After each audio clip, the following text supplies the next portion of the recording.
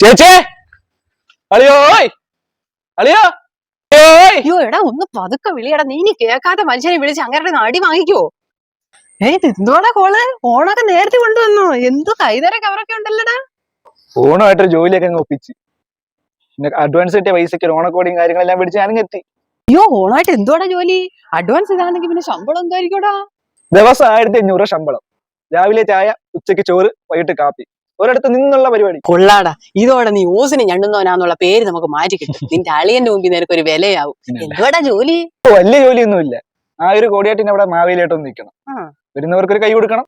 അയ്യോ നീ മാവേലി ആയിട്ടോടാ? അതിന് പറ്റിയൊരു ഫിഗർ ഒന്നും ഇല്ലല്ലോടാ നിനക്ക്. അയ്യോ ഞാനല്ല.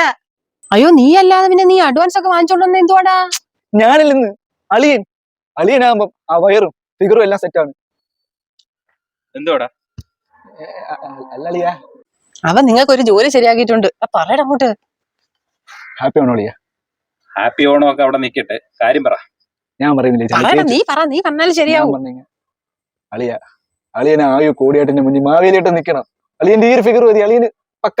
മാവേലിയായിട്ട് ഞാൻ ആയു കോടിയായിട്ട് നിക്കണം. അളിയ 1500 നീ എനിക്ക് കണ്ടുപിടിച്ച ജോലി. നിന്റെ ഹാപ്പി